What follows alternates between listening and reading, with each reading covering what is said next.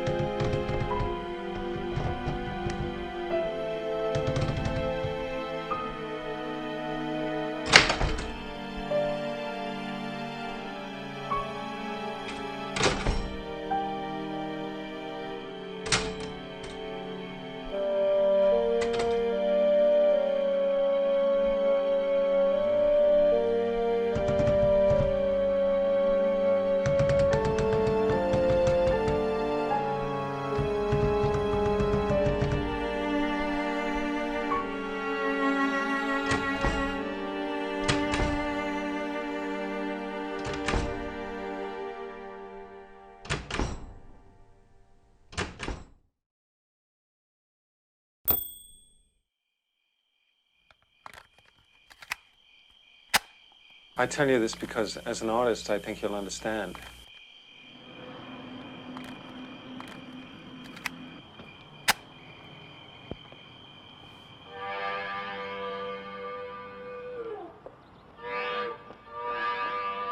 Mimesis is an old literary and philosophical term meaning imitation.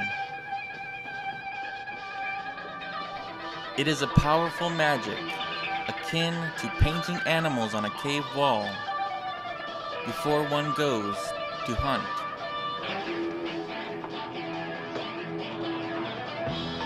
Its very success in controlling reality led Plato to suggest banishment for the poets from his republic, putting poets on the defensive ever since. Whether it is a divine intoxication, a madness and possession, a will, or simple distortion of things that are, artists are liars or demigods, putting to page their own vision, an interpretation, rather than a true picture of truth. In the haunted house story of ideology and artistic endeavor, those who seek to overthrow reality, to chase down the mystery of the locked room at the end of the hall, either end up destroying art or committing what Milan Kundera in the Book of Laughter and Forgetting called the lost deed. Pinning a dead ideal on the changeless world of verity. Telling a truth that, in its telling, becomes a lie.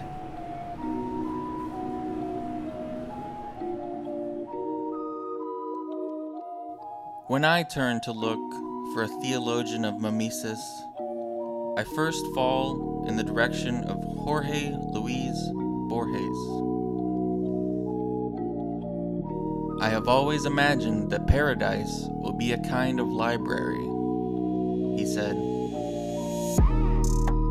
I cannot sleep unless I am surrounded by books.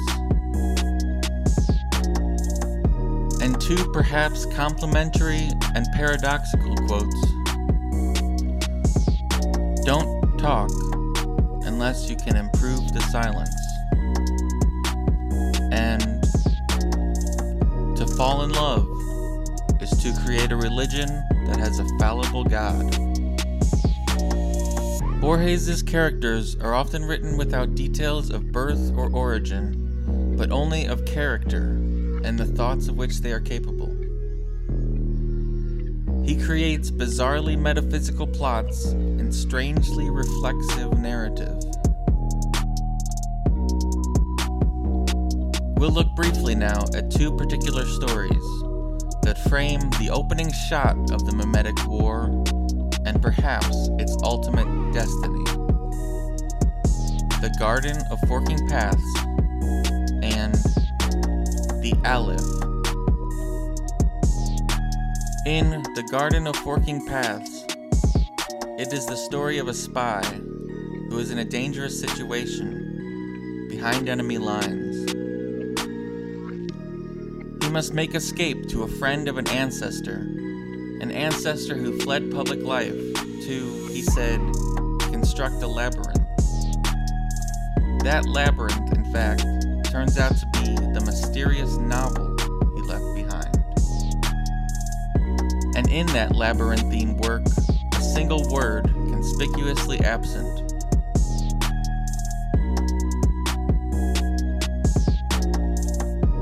That word being time.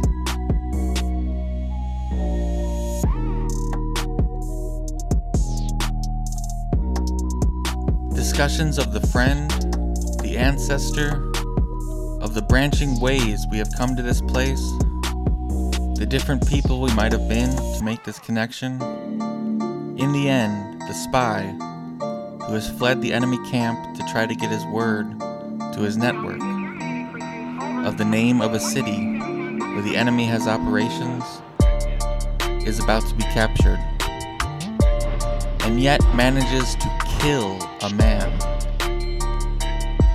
man whose name is that of the city he needs to telegraph to his network.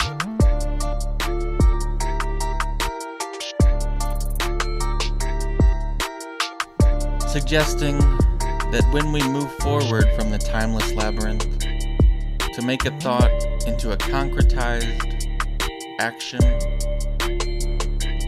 we also negate all other forking paths. We pin it down like the taxidermist's butterfly. To name something is to destroy it.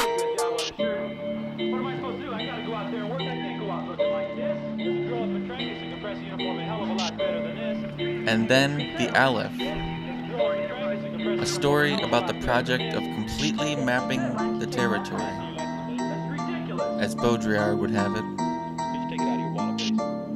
of describing every bit of reality so that the description might be stepped into and the original discarded. What some say Joyce achieves with Dublin in his novel Ulysses.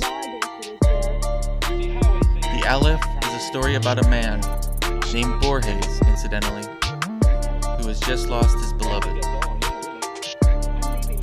He continues to visit with her family at her home and eventually is taken into the confidence of her cousin.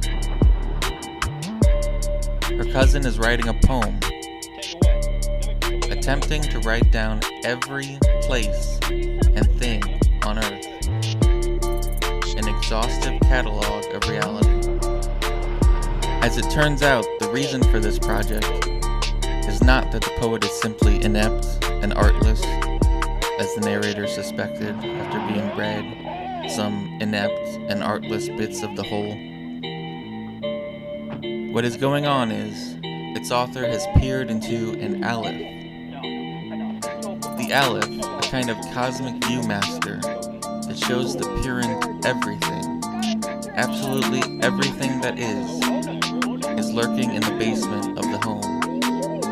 And when he is set to be forced to move house, the cousin reveals its existence to Borges. An Aleph, the only place on Earth where all places are, seen from every angle, each standing clear, without any confusion or blending.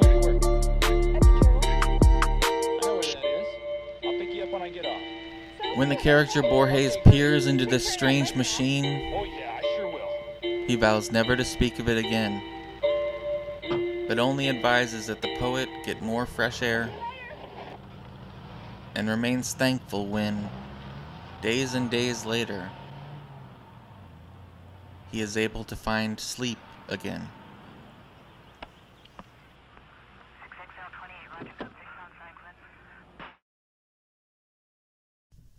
Significant that this story takes place on the heels of the loss of life, and the Garden of Forking Paths takes place in the moment of a life's decision.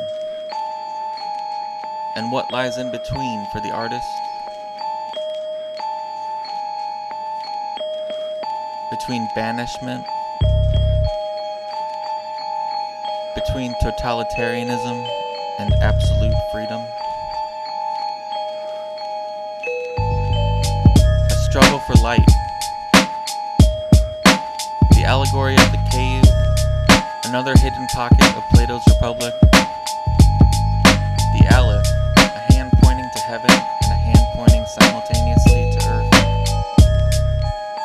Raphael's painting of the School of Athens, where Plato points up to the realm of the ideal forms, and Aristotle gestures, remonstrating back down to earth, to the immanent being and universality in the world all around us.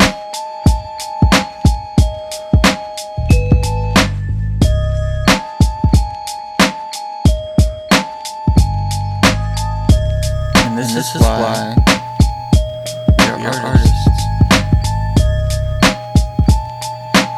And this is why Plato, who wrote poems of philosophy, is but a hypocrite. This is why we're all drunk on coffee. This is why we are the insomniac breed.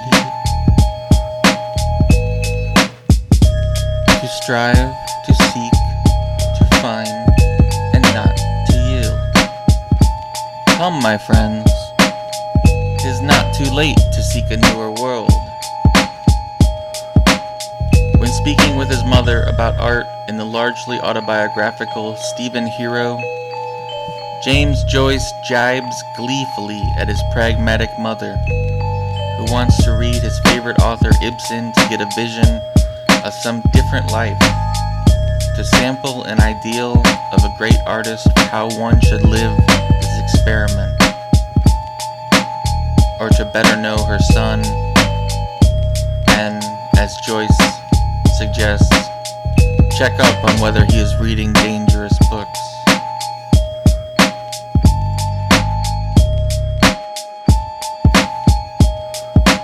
But that is wrong. That is the great mistake everyone makes. Art is not an escape from life. No. You evidently weren't listening to what I said, or else you didn't understand what I said. Art is not an escape from life. It's just the opposite. Art, on the contrary, is the very central expression of life. An artist is not a fellow who dangles a mechanical heaven before the public. The priest does that.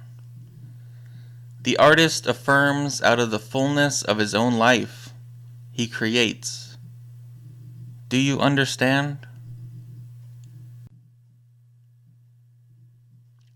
Do you understand?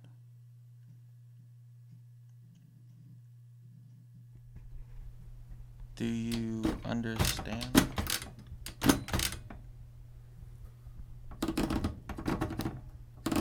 Do you understand?